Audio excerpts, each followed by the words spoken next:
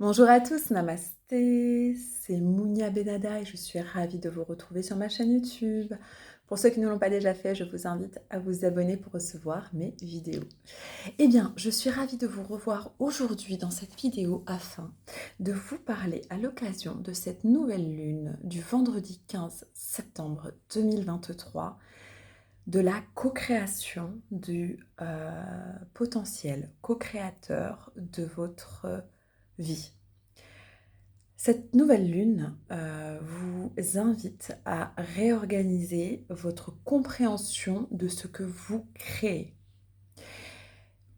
Nous sommes des êtres vibratoires qui avons cette capacité, cette potentialité de créer notre réalité. C'est-à-dire qu'avec nos pensées, nos émotions et nos sentiments, conscients ou inconscients, nous manifestons sur Terre notre réalité. Et cet état de fait, cette vérité peut à la fois soit vous effrayer en fonction de ce que vous attirez, soit vous rassurer. Et moi, ce que je souhaite ici, c'est vous rassurer et vous donner des éléments de compréhension de pourquoi ce que parfois vous attirez de façon même répétitive ne convient pas à ce que votre être conscient souhaite ou votre rêve profond souhaite manifester. Et pourtant, vous devez composer parfois avec, puisque vous pensez que c'est la réalité qui est comme telle, et donc vous devez vous adapter à cette réalité. Ici, je vais vous expliquer comment devenir hyper conscient et comprendre nos ombres, comprendre comment fonctionne l'être humain, les dimensions énergétiques de l'être humain, afin de devenir un réorganisateur de sa vie. Je m'explique. Je vais partir d'un postulat très simple qu'il y a 3 dimensions, 3 énergies qui vivent dans notre être.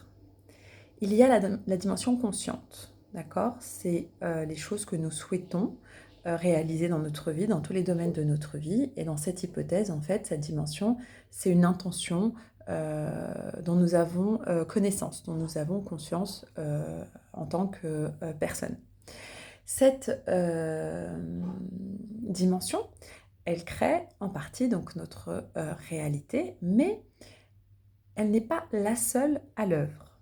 Il y a 2 autres dimensions qui prônent aussi des choses à créer. Et ça, c'est important de les connaître, sinon vous n'allez pas comprendre comment devenir un co-créateur délibéré. D'accord? Comment rectifier au fur et à mesure ce qui ne va pas dans vos vies. Parce que tout le monde a une deuxième dimension, une deuxième énergie qui vit en lui, en elle, c'est la dimension inconsciente ou subconsciente si vous préférez. Et cette dimension, c'est un peu notre ombre, c'est-à-dire qu'elle comprend nos traumatismes, nos mémoires erronées, nos peurs, les peurs des autres, le transgénérationnel, les traumas, les amnésies, tout ce qui a pu vous arriver. Et donc, il se peut que consciemment vous ayez envie de faire quelque chose et que inconsciemment vos croyances, vos mémoires vous empêchent de faire cette chose. Ou au pire, que vous donniez le signal à l'univers de quelque chose que vous ne voulez pas. Donc vous vibrez quelque chose en vous qui attire des choses dans votre vie et c'est cette dimension subconsciente, inconsciente qui est à l'œuvre. Beaucoup ignorent cette part d'eux et ne comprennent pas et ne se sentent pas concernés par ce qu'ils attirent ou pensent qu'ils sont victimes.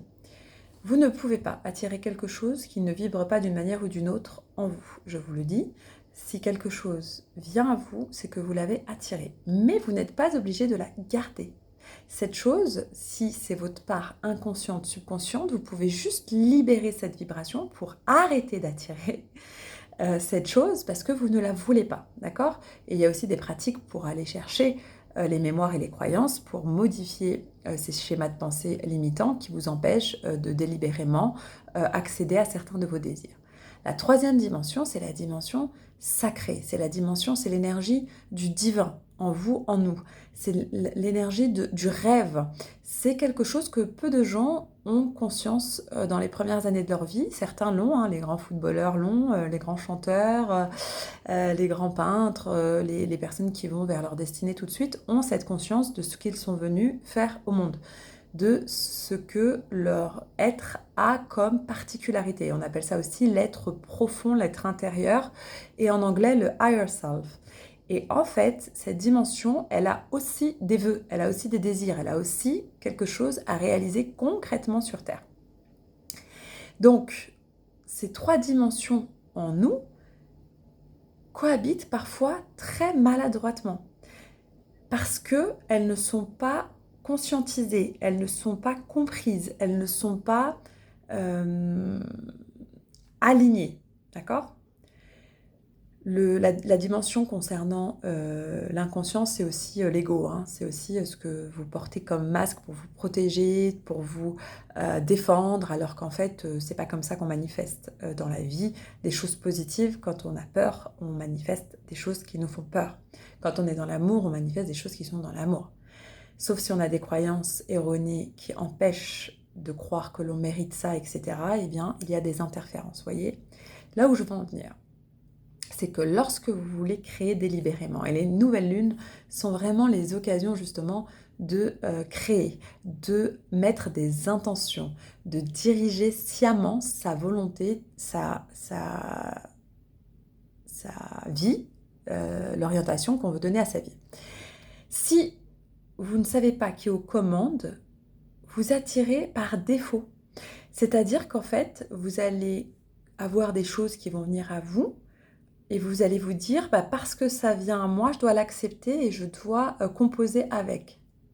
Ce que je vous invite à faire ici, à l'occasion de cette nouvelle lune, c'est de discerner. Chaque fois que vous attirez quelque chose dans votre vie, par la connaissance de votre être, sans jugement,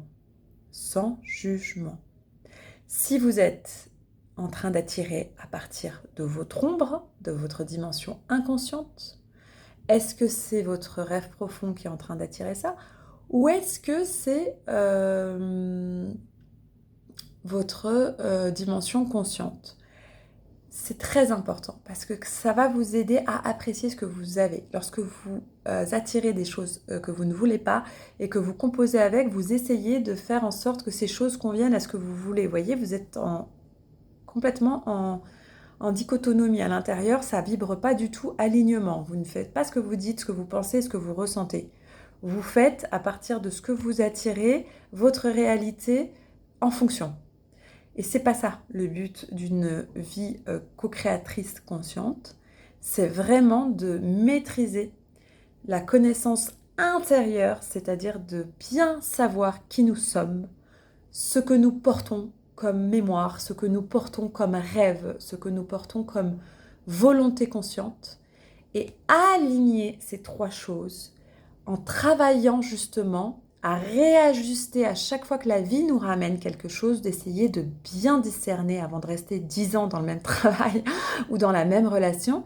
Est-ce que cette chose, je l'ai attirée avec ma dimension supérieure, mon être profond, ma capacité à rayonner, à apprécier, à aimer, à être dans la gratitude? Ou est-ce que j'attire quelque chose qui va me mettre en ingratitude, en dégoût et en souffrance? Si vous arrivez petit à petit à faire cet exercice, honnêtement avec vous-même, vous allez vite savoir comment attirer à vous, je dirais même plus attirer, manifester plutôt qu'attirer. Parce que finalement, quand on attire aussi à travers ses ombres. Donc on n'attire pas forcément des choses qui sont toujours bien pour nous, d'accord ?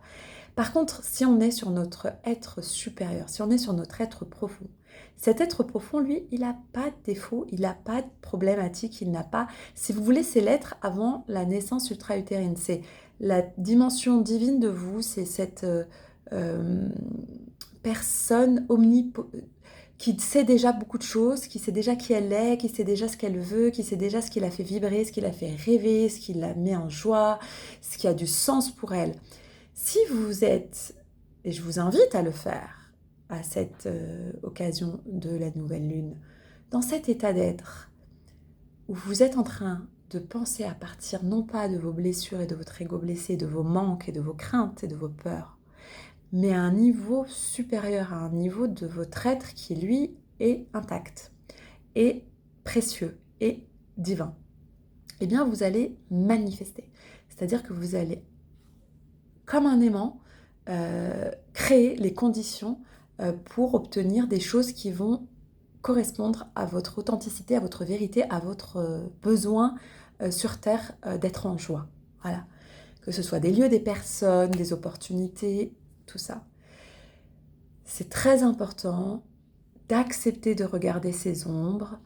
Beaucoup de gens souhaitent faire le travail spirituel sans regarder ses ombres. Je vous annonce que le travail spirituel, c'est d'abord regarder ses ombres. C'est être dans l'amour, mais être dans une hyper-conscience. C'est le mystère de la conscience. Si vous n'êtes pas dans la volonté de percer le mystère de la conscience de votre être, vous êtes en train de vivre une vie où vous co-créez de façon aléatoire, où vous manifestez pas, où vous êtes en fait en train de composer avec ce que vous avez. Alors, je ne dis pas qu'il ne faille pas se contenter de ce qu'on est et reconnaître. Je défends toujours cette vision justement des choses où la gratitude apporte toujours plus de raisons d'être reconnaissant. Mais ne soyez pas hypocrite avec votre être profond, ne soyez pas menteur avec votre rêve, avec votre ambition. Si vit en vous des choses importantes, les manifester va vous rendre encore plus lumineux et va vous rendre encore plus capable de travailler vos ombres, limite en rigolant. Vous savez, on a tous nos ombres. Moi, je connais très bien les miennes, de plus en plus. Et je sais, lorsque j'attire les choses à moi, si cette chose répond à mon ego blessé ou si cette chose répond à mon rêve, à mon être originel, mon être profond et sa capacité à croire en beaucoup de choses, sur la joie de vivre, sur ce que ce monde, cet univers peut nous donner comme opportunité pour se réjouir. Donc, si vous fermez les yeux, si je ferme les yeux sur l'ombre, je ne peux pas. C'est des contrastes qui sont nécessaires. Il n'y a pas à tuer cet ego-là, il n'y a pas à le faire disparaître complètement au sens de qu'il n'ait jamais existé. Ça, c'est aussi votre richesse, c'est aussi ce qui constitue votre fragilité, c'est aussi ce qui fait de vous un être humain, d'accord? En élévation, en conscience. Mais vous ne pouvez pas ignorer cet ego. Si vous ignorez vos ombres et si vous faites semblant de ne pas voir lorsque vous manifestez des choses qui ne vous conviennent pas, vous n'allez pas pouvoir savoir qu'est-ce que vous voulez vraiment manifester et installer votre higher self. Donc les contrastes sur Terre, les énergies de toute façon ont besoin de tout exister sur la vie. On est obligé d'avoir toutes ces énergies-là, sinon on ne pourrait pas se repérer non plus, d'accord?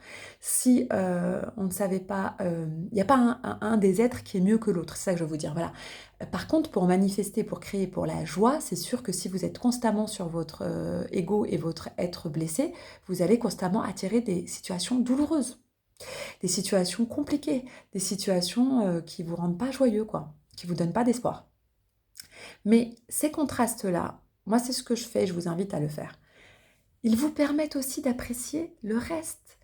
Lorsque vous avez connaissance de vos ombres et que vous voyez ce que les gens des fois vous attirez vers vous ou des situations qui ne sont pas confortables et quand vous comprenez que non, vous pouvez les refuser et vous pouvez ne pas vous effondrer et comprendre que c'est juste la trajectoire de la vie, c'est comme ça, il y a des hauts et des bas et dans les bas, c'est les manifestations de votre ego qui demandent juste à être libérées. Donc bon, effectivement, en tant qu'énergéticienne, pour moi, il y a un sens à travailler ensuite les mémoires et à les libérer, sinon ça n'a pas de sens juste de repérer. Il faut aussi traverser cette émotion pour la libérer, sinon vous la reproduisez. Souvenez-vous, Carl Jung qui dit que toute chose qui n'a pas été conscientisée se représente par la force cosmique, la représente par répétition jusqu'à que l'être comprenne limite par la douleur.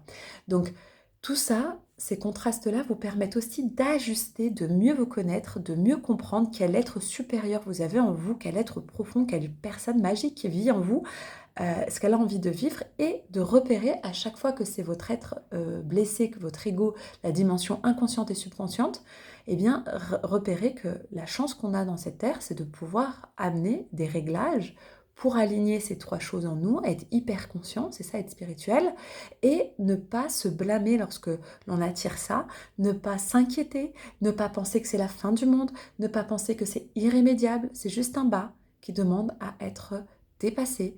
Vous pouvez vous faire accompagner pour ça et je vous invite à le faire parce que c'est comme apprendre à conduire. Au début, quand on n'a pas comment dirais-je, les bases pour savoir conduire, on ne peut pas tout azimut aller sur la route. Et ben, conduire son être, ça c'est quelque chose que j'ai entendu et qui, à mon sens, est vrai. Ça s'apprend. En fait, l'apprentissage de soi, c'est quelque chose qui s'apprend. Et je pense que nous sommes des enseignants, des personnes qui travaillent sur ces questions-là, qui sont passionnées par ces sujets, qui travaillons tous les jours sur ces sujets-là et qui sommes connectés à cette part divine de nous. Nous avons tout intérêt à vous montrer la voie pour aller comprendre comment diriger votre propre guide intérieur vers ce concept de dimension énergétique. C'est très beau, ça mériterait beaucoup plus d'explications, mais je veux juste voilà, vous donner comme ça globalement la raison pour laquelle il est important de travailler sa connaissance de ces différentes dimensions afin de comprendre pourquoi vous manifestez telle ou telle chose dans votre vie, en tout cas vous attirez plutôt que de manifester. Et puis je ferai une autre vidéo sur la manifestation qui, à mon sens, permet d'aller plus vite dans la réalisation de votre bonheur. Donc, soyez conscient que être co-créateur de sa vie, c'est le cadeau qui nous est donné, c'est le potentiel illimité qui nous est donné, mais que pour le faire correctement, il faut faire un travail intérieur important et conscient. C'est-à-dire qu'il faut être un observateur extrêmement puissant de son être pour comprendre à chaque fois qu'une situation, une opportunité, quelque chose arrive, est-ce que c'est une réelle opportunité ou est-ce que c'est connecté par d'autres choses qui demandent à être libérées. Voilà ce que je voulais vous dire à propos de la co-création délibérée et des différentes dimensions de l'être. Évidemment, je suis passionnée par ces trucs, ce qui consiste à dire qu'il y a en nous un être profond qui a déjà tout en lui, qui est déjà complet, qui est déjà euh, prêt à se réaliser et que la vie sur Terre est l'occasion de le mettre en œuvre. Voilà, moi c'est ce que je prône, c'est ce que je crois fortement et c'est ce que j'essaie d'enseigner le plus aux personnes autour de moi, c'est de développer cette foi que cet être intérieur a cette grandeur, a cette véhilité, a cette possibilité de manifester de quoi vous rendre heureux, joyeux sur le long terme. Voilà, je vous dis à très bientôt pour une nouvelle vidéo et merci. Namasté.